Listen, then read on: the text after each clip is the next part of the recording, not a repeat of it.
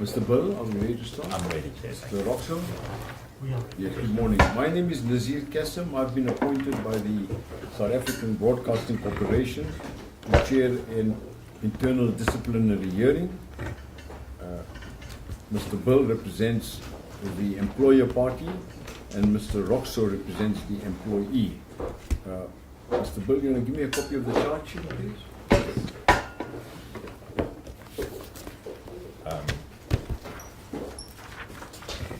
Chair, while I'm at it, can I just give you the entire bundle of I documents? appreciate that, thank you. Which contains, you'll find that the chart sheet is contained there.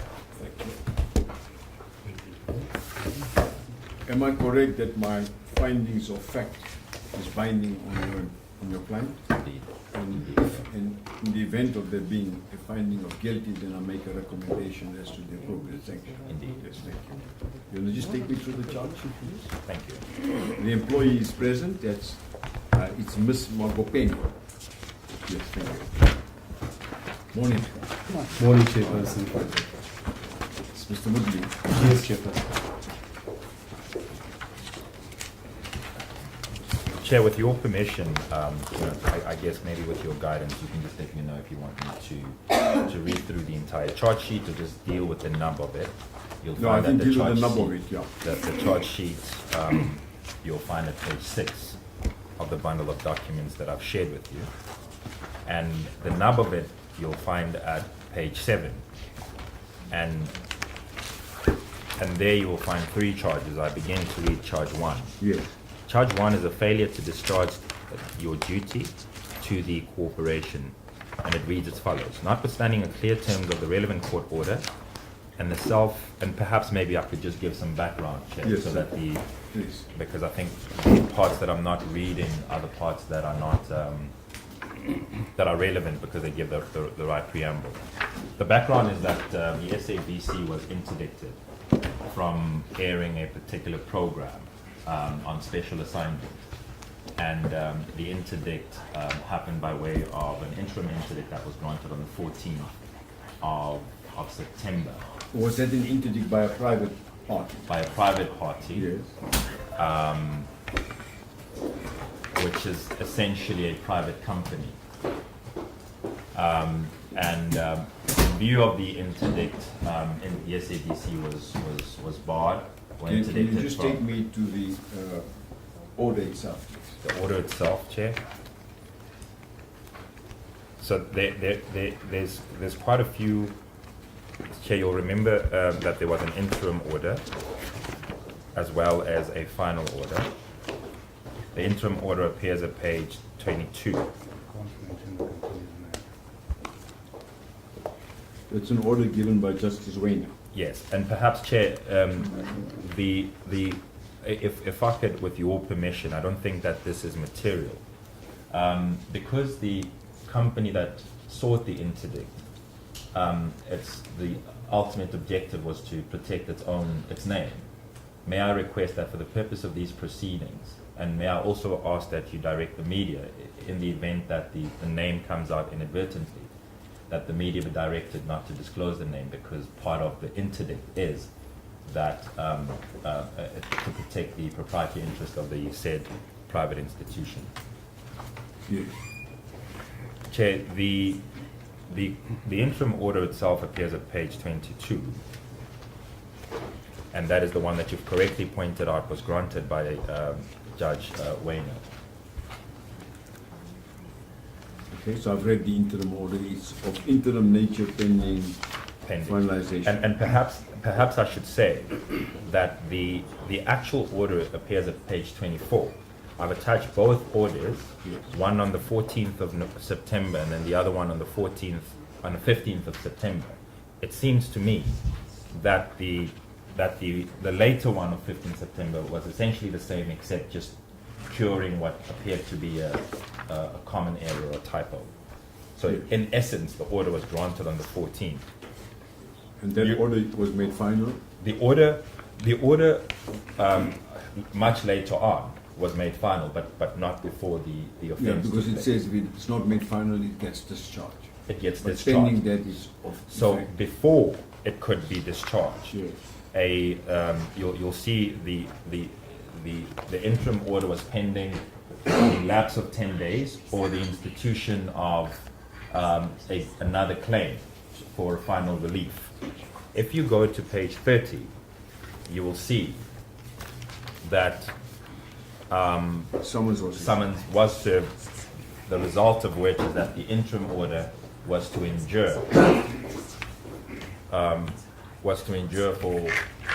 for a period after the action was dispensed with. Yes. So that's essentially the background, Chair. Now, against that background, so the composition of the SABC is that there's the news division, which focuses on news and current affairs. Special assignments, the exact program that was interdicted, resorts under the news program, and the GE in charge of that function is the employee that is before you. So, Sorry, the employee is in charge of? so she's the GE in charge of news. GE, that's Group executive. Yeah. group Executive. executive. So just to cut to the chase, did she have knowledge of the interim order? Yes, And the first allegation is, in spite of that, she breached the court order. indeed. Understand? That's the first charge, yes. The second charge? So if you'd allow me, because Yes. there are nuances. So against that background, the charges are the following. Notwithstanding clear terms of the relevant court order and the self-explanatory content of the correspondence from Mr. Mwako on 26 October 2021, you, through your conduct or omission, intentionally, alternatively, grossly neglected to discharge your fiduciary responsibilities to the SABC by allowing and or causing to be allowed by the SABC News and Current Affairs Program team to broadcast, air, and or publish the interdicted special assignment investigative report concerning, I will not say the name because that is what is confidential, but this is the private entity, in breach of the relevant court order. Your conduct or omission assisted and abetted a crime to be committed, namely contempt of court. Charge 2, failure to prevent the broadcasting, airing, publishing of an interdicted story. You failed and or grossly neglected to take reasonable steps from 14 September 2021 to 26 October to ensure that the SABC News and Current Affairs Program does not broadcast, air, and or publish the said interdicted special assignment investigative report on S3, resulting in the broadcasting, airing, and or publishing of the interdicted story on the 26th of October. Your aforesaid conduct resulted in the SABC breaching the terms of the court order dated 14 September 2021, thus being contempt thereof. Your aforesaid conduct further exposes the SABC unnecessarily to potential civil, criminal litigation and possibly financial damages. And the final charge is charge 3, which is bringing the name of the SABC into disrepute, airing an interdicted story. Considering your conduct as outlined in charges 1 and 2 above, your conduct has improperly brought the name of the SABC into disrepute with a possible reputational damage. So Those are the charges. The that essence is there's a court order and you deliberately breached the court order. Indeed. In your capacity as an employee of the SABC, with the consequences that the SABC has now breached the court order. With the numerous consequences. Yes, yeah. So it's not, you say it doesn't augur well for rule of law. What is at stake is the rule of law, is a possible damages claim. It's also Did the SABC oppose the interim application? No. For interim? No. They considered. There was an internal agreement that, given the issues, that there is no wisdom in opposing it. In fact, So it was a considered decision not to oppose. Indeed. So what is the, if I may ask, what is the, what's the public interest in this matter? Well, we didn't bring the application for public interest. We don't take a view that there is a public interest issue. This is simply a issue of an employee of the SABC having breached their fiduciary duties. And that breach has no bearing on public interest. In fact, even the entity in question, the entity that sought the court order, does not have a public interest side to it. It's a simple private entity, and there's no Well, it may or may not, because they may be harming, and I'm just speculating, maybe the investigation, the journalistic investigation demonstrated that their practices is adverse to the interests of consumers. I'm speculating, I haven't read the application. Yeah. But it's newsworthy. So the journalist says, look, I've got to expose this.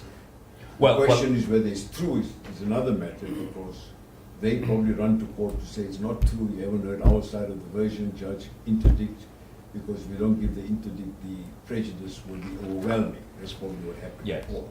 Yeah. And my view, and my submission to that would be, if that be the test, pretty much everything that news publishes would be a public interest, because essentially what they are doing is giving us news that they believe are important. And that's not the test in this case. The test is not whether the issues of public interest are at stake. They are not. What the issue is a contractual issue. Because if you dilute and minimize the test to just that, it would mean that every charge pertaining to the GE for news would be in the public interest if that was the measure. And I'm submitting that is not. No, but as I understand the way the charges are formulated, the charges are formulated as an order of court. Yes. You must respect the order of court, otherwise it's 100%. Undermines the rule of law. Yes. Yes. Can I hear Mr. Mudley? Mr. Mudley, how does your client plead to the charges? Chairperson, our client pleads not guilty to all the charges. What is put into issue? Was there a court order? Yes, Chairperson, we agree that there was a court order. Did she have knowledge of the court order? She had knowledge of the court order, correct. And then she deliberately breaches it? No, Chairperson, that's actually not the case at all.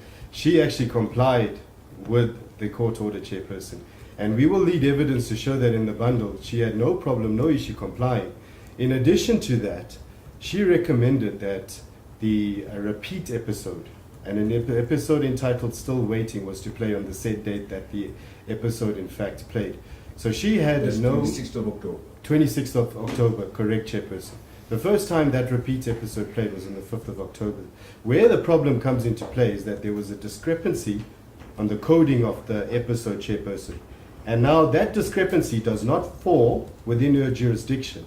And in our evidence will prove that that discrepancy is not her fault, Chairperson. She at all times, she even disclosed it in her letter to the SABC on the 19th of November. So just to understand, you say there was no deliberate breach of a court. Correct, Chairperson, no deliberate Understand breach. your defense. So you plead not guilty. Not guilty to all the charges, Chairperson. Call your first witness. Thank you. I'd like to call Mr. Vanara as my first witness.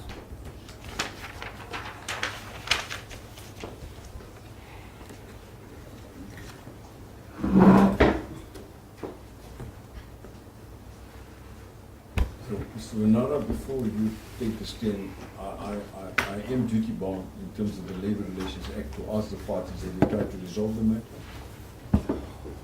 Well, I'm afraid we didn't have much of an opportunity, but I'm not even sure of there's scope. But invariably, matters of this nature, unfortunately, my experience, it takes the parties further apart. Yeah.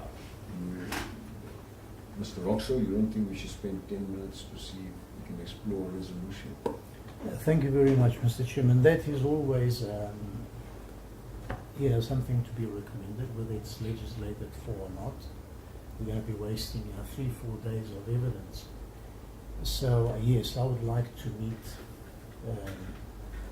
with the representatives of the employer and explore that possibility. We will then report to you, obviously not what we discussed, because that will be privileged, but we will report to you whether there is a possibility or not. Then whether Because it seems to me that once the employee says, look, there was no deliberate breach on my part, yes. then there's scope to resolve the matter. Yes, I intend to persuade them on that, Mr. Chairman, because in fact, just to amplify, if you look at the, Because I infer from that she accepts that there's a court order, I'll abide by it. yes, And I'm saying that to the best of my belief and knowledge, I did not intend Correct. to breach the court order. Once that's the defense and that's correct, then it seems to me there's scope to resolve the there's matter. a scope for that. Also further, Mr. Chairman, something which we have not mentioned, if you look at page 7 of the charges, if you look at charge 1, The last two lines of charge 1. Your conduct and omission assisted and abetted the crime of contempt of court. The second one says that we exposed them to damages, and the third charge, reputational damages. Now, that has no foundation. I want to persuade my learned friend that has no foundation, because by the time these charges are proffered, the court case which led to the interdict, the actual summons. So there was an interdict, and the judge insisted that the interim interdict could only stand if a summons was issued.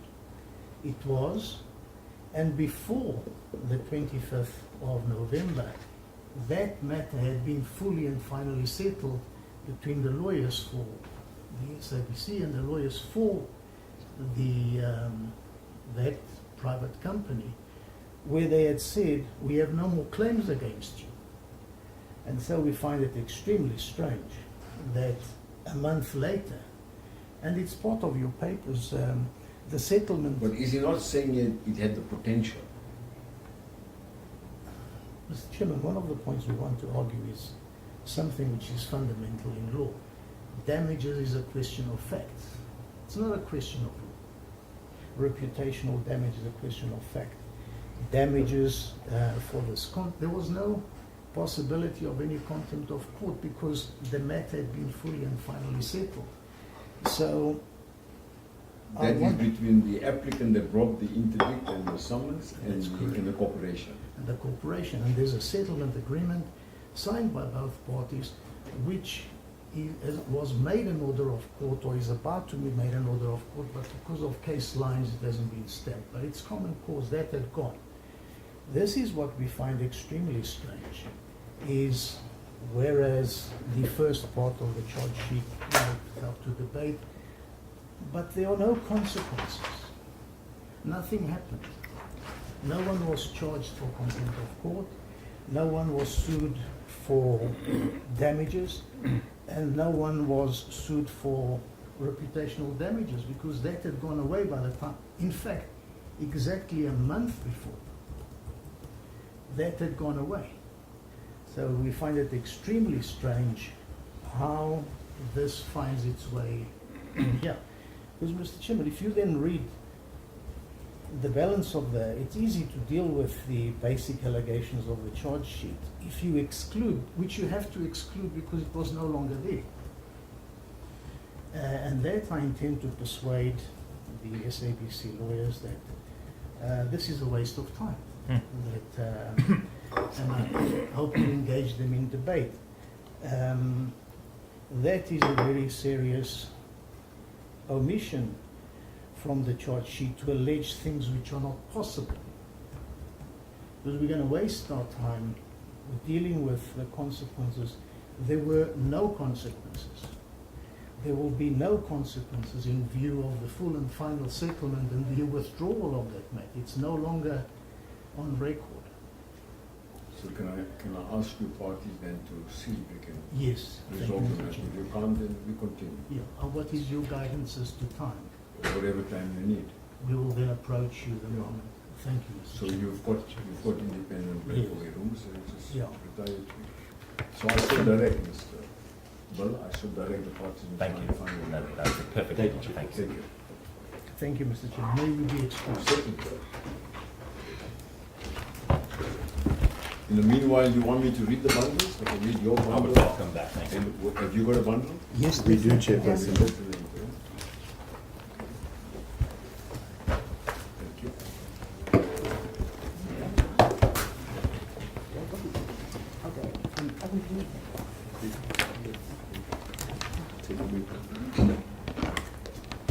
All fancy art.